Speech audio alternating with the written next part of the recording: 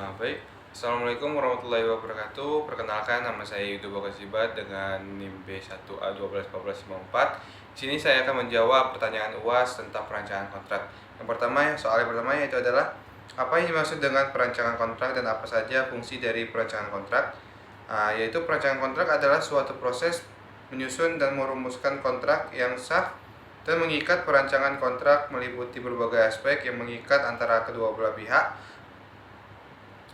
Agar jelas, tegas, dan tidak ambigu, perancangan kontrak berfungsi juga sebagai yang pertama, melindungi hak dan kewajiban para pihak. Kedua, kejelasan dan kepastian hukum. Ketiga, sebagai penyelesaian sengketa. Adapun juga sumber hukum perancangan kontrak adalah Kitab Undang-Undang Hukum Perdata serta asas-asas hukum perikatan dan perjanjian. Soal kedua yaitu adalah apa syarat sah dari suatu kontrak. Yang pertama, syarat sah yang suatu kontrak terdapat pada pasal 1320 KUH Perdata. Di antaranya yang pertama, kesepakatan para pihak. Kedua, kecakapan para pihak. Ketiga, suatu hal tertentu atau pokok persoalan tertentu. Keempat, yaitu sebab yang halal. Hal berikutnya itu adalah sebutkan jenis akta dengan mengumpulkan sumber hukum dan contohnya. Yang pertama, Pasal 1868 KUH Perdata. Akta autentik adalah akta yang dibuat dalam bentuk yang ditentukan oleh undang-undang, yang dibuat oleh atau di hadapan pegawai-pegawai umum yang berkuasa untuk di tempat di mana akta atau perjanjian dibuat. Contohnya yaitu adalah akta notaris, vonis, atau surat perkawinan. Berikutnya, akta di bawah tanah. Akta di bawah tangan menurut pasal 1874 KUH Perdata adalah akta yang ditandatangani di bawah tangan, surat daftar, surat urusan rumah tangga, dan tulisan-tulisan lain yang dibuat tanpa perantara seorang pejabat umum. Akta di bawah tangan digunakan dalam surat perjanjian jual beli, sewa menyewa, dan lain sebagainya yang ditandatangani oleh para pihak tanpa hanyalah surat yang melibatkan pihak yang terlibat dalam akta yang tersebut tanpa membawa pejabat umum yang berwenang. Soal berikutnya yaitu adalah apa yang dimaksud dengan Memorandum of Understanding MOU dan bagaimana perbedaan dengan Memorandum of Agreement MOA, dan jelaskan dengan menggunakan sumber hukum dan contohnya. Pertama, Memorandum of Understanding atau MOU adalah perjanjian antara dua belah pihak atau lebih yang dinyatakan dalam dokumen formal. Dasar hukumnya Pasal 1338 KUH Perdata. Pengertian dan kekuatan hukum. MOU merupakan dokumen yang tidak mengikat secara hukum dan hanya menyatakan niat para pihak untuk menjalin kerjasama. MOU tidak memiliki kekuatan untuk memaksa para pihak untuk memenuhi kewajiban yang tercantum di dalamnya.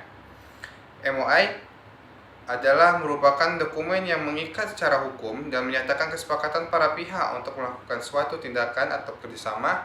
MOA memiliki kekuatan untuk memaksa para pihak untuk memenuhi kewajiban yang tercantum di dalamnya. 2. Sumber hukumnya. MOU tidak memiliki sumber hukum khusus dan dibuat berdasarkan kesepakatan para pihak. Kalau MOA didukung oleh berbagai sumber hukum seperti Kitab Undang-Undang Perdata KUH atau Undang-Undang dan peraturan perjanjian yang spesifik dan asas-asas hukum perikatan dan perjanjian. Soal berikutnya yaitu adalah jelaskan faktor-faktor yang dapat mempengaruhi tidak sahnya suatu kontrak sehingga kontrak terdapat dibatalkan. Jelaskan dengan menggunakan sumber hukum. Suatu kontrak dapat dibatalkan jika tidak memenuhi syarat sahnya yang diatur dalam Kitab Undang-Undang Hukum Perdata KUH. Faktor-faktor yang dapat mempengaruhi tidak sahnya suatu kontrak adalah sebagai berikut. Yang pertama yaitu adalah ketidaksepakatan para pihak pada pasal 1321 KUH Perdata. Kedua yaitu ketidakcakapan para pihak pada pasal 1330 KUH Perdata. Yang ketiga yaitu adalah ketidakan objek perjanjian pada pasal 1335 KUH. Yang keempat yaitu adalah ketiadaan sebab yang halal pada pasal 1335 KUH juga.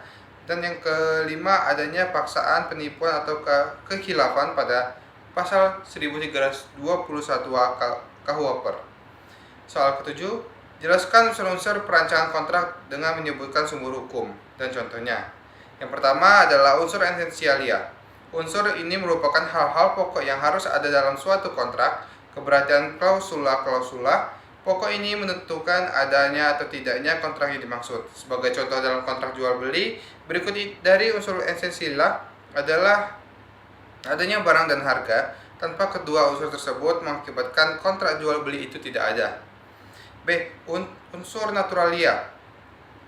Klausula yang terdapat dalam unsur naturalia ini tergolong sebagai klausula penunjang. Unsur tersebut telah diatur dalam peraturan perundang-undangan.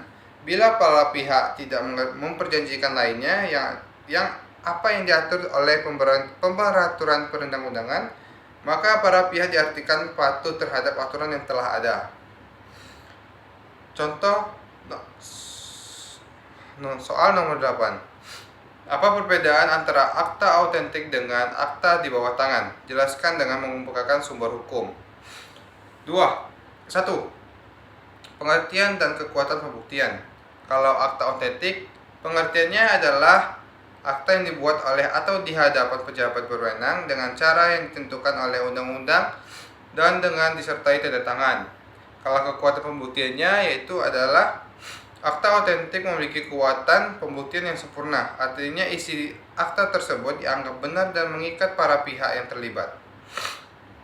Kalau akta di bawah tangan, pengertiannya yaitu akta di bawah tangan adalah akta yang dibuat oleh para pihak yang berkepentingan tanpa melalui pejabat berwenang. Kalau kekuatan pembuktiannya yaitu adalah akta di bawah tangan memiliki kekuatan pembuktian yang sama dengan alat bukti lainnya, artinya isi akta tersebut harus dibuktikan kebenarannya. Kalau sumber hukum dari akta autentik yaitu adalah sumber hukum utama pasal 1868 Kitab Undang-Undang Hukum Perdata. Selanjutnya undang-undang lain seperti Undang-Undang Nomor 30 Tahun 2004 tentang Jabatan Notaris, Undang-Undang Nomor 21 Tahun 2016 tentang Perumahan dan Kawasan Permukiman, dan kalau sumber hukum dari akta di bawah tangan yaitu adalah tidak memiliki sumber hukum khusus dan dibuat berdasarkan kesepakatan para pihak. Soal nomor 9. Apa yang dimaksud dengan prestasi dan bagaimana wujud dari prestasi tersebut dalam suatu kontrak? Jelaskan dengan mengemukakan sumber hukumnya. Dalam hukum kontrak, prestasi diartikan sebagai suatu yang wajib dipenuhi oleh debitur kepada kreditur dalam suatu perikatan.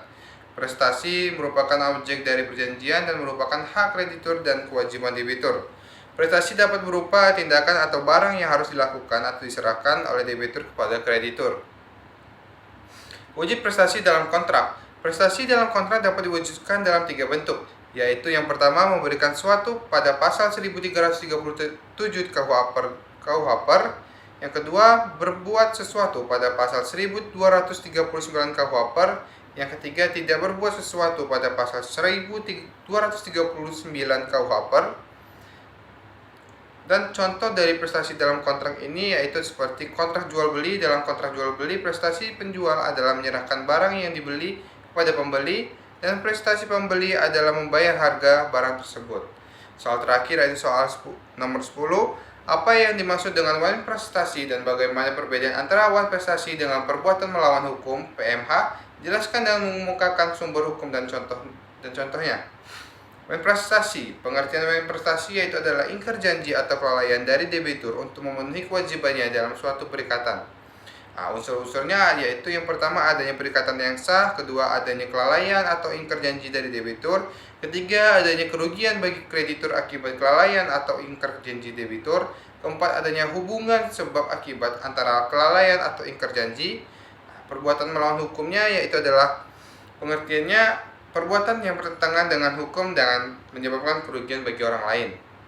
Unsur-unsurnya yaitu adalah perbuatan yang dilakukan oleh pelaku, perbuatan tersebut bertentangan dengan hukum, lalu adanya kerugian bagi korban akibat perbuatan tersebut, lalu adanya hubungan sebab akibat antara perbuatan pelaku dengan kerugian yang didirikan korban. Terima kasih.